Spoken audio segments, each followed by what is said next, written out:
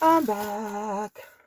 So anyway, I got that really, really good news, and that that happiness for my daughter and for my granddaughter and my other grandkids and everything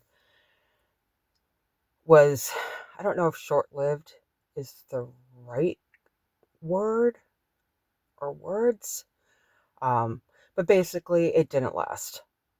Thanks to good old depression. Yeah.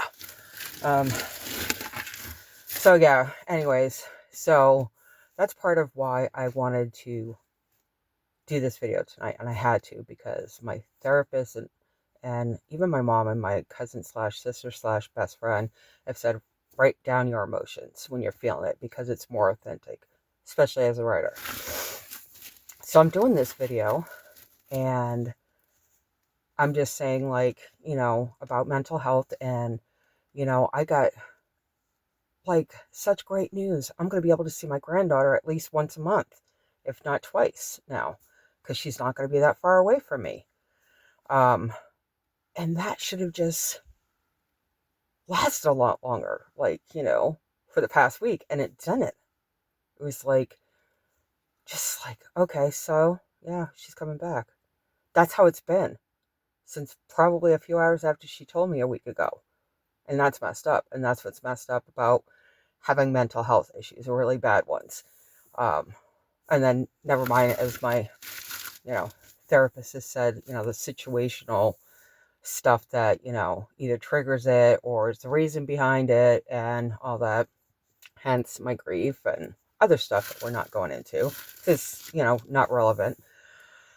So I had talked to my med person um yesterday and was completely honest with him, knowing that he could have made a phone call yesterday to have people come pick me up.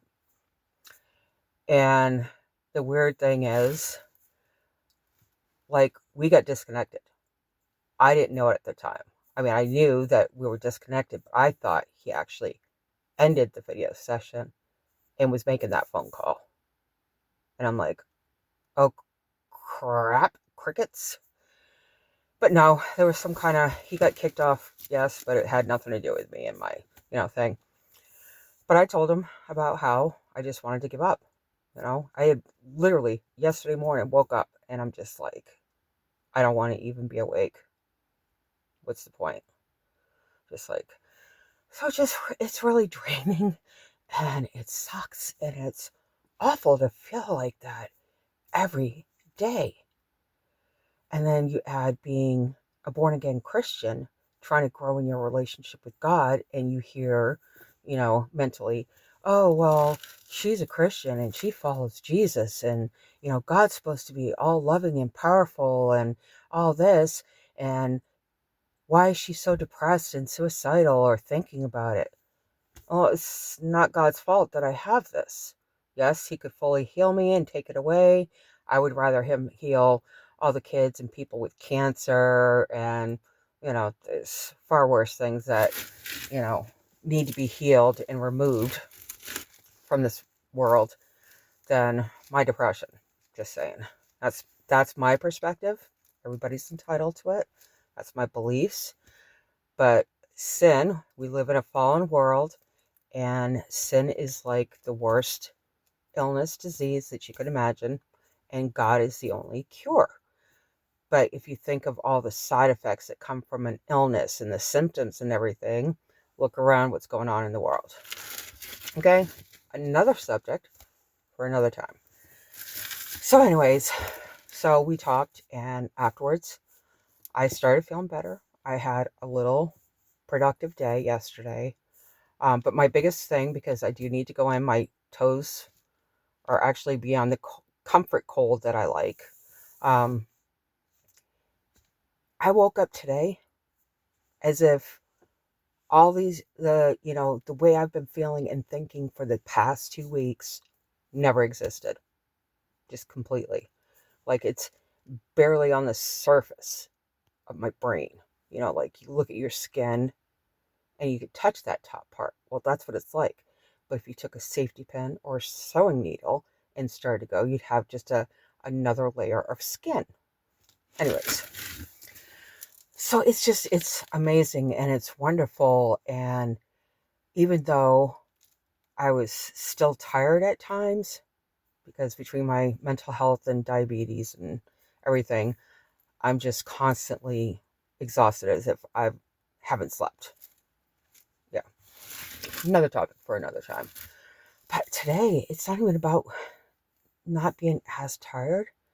It was my one main takeaway is, again, I did not feel the way that I've been feeling. The doom and gloom. Oh, that's even overrated saying it like that. The way people, some people just say it like it's no big deal. But to just have like that thought, like, oh, okay. Like when I was all happy and excited about my granddaughter moving back home, and thinking about it now as I'm talking to you, I should have been even more happy and excited, like a kid in a candy store or a toy store. And it didn't last. Well, it's kind of, I guess, maybe sort of what I'm saying about this morning. It was like the past 2 weeks of, just wanting to give up and not want to be awake every day, all day, into the night. Crappy feelings. And it was as if it didn't even exist. And it's all God. God is good all the time. And all the time, God is good. God, you're so good to me. God, you're so good to me. God, you're so good to me. And my husband's light just went off. I guess, hopefully, it's not the battery. Nope, it's not coming back on. Sorry, so now you've got me in the shadows. So I'll make this quick. So, yes, basically, it's been an awesome day. Like, it would be as if, like, I, again, got, like, the most terrific news today. That is my most terrific news, is not feeling that after I felt it for 2 weeks. And, and then add the fact that, I had a productive day. But the biggest thing after, even before that, is that the memory, the thought memory, and the feeling memory of how I've been feeling for the past 2 weeks are just gone. It was as if it never existed. Like, it was just like a quick, annoying commercial. And I hate freaking commercials. I hate them. I hate them. And then what really finished off the cake, the ice cream, was this thread, post on Threads about someone losing their cat. And long story short, or trying to, there's been a few people posting. There's this one thread, Cat Threads or Cat Joy. I apologize that I don't remember. Talking about the loss of their cat. Suddenly they woke up, and I really wish I could remember her name. And I'm so sorry if you watch this video. I'm so sorry I forgot your name. But just being there for her and for others, and just being there as a support, and being able to genuinely understand the pain, the hate, the anger, of losing your pet, your cat, your baby. You may not have, literally and physically given birth to your pet, but they're part of your family. And I understand that grief. I always have. I've lost many pets. Unfortunately, Buttercup was just that one child, that one pet that I've had that, just beyond special. But anyways, it's just been such a tremendous day, just waking up and wanting to live and not having those feelings of wanting to give up and just let me sleep for forever. I'm just done, and not having that. And then being able to be there for somebody, that's going through what I've been going through. And it's not that I didn't know that, oh, well, I didn't know there was other people that go through this. I know that. But it's like when you're in it, you do feel that way. You feel like nobody understands. And then when you're grieving the way a lot of us are grieving over our pets who pass, um, some people don't understand. How can you care about, okay, it's just an animal? Well, it's not. Read my posts on Substack and Threads and Facebook, Instagram, and I have YouTube too.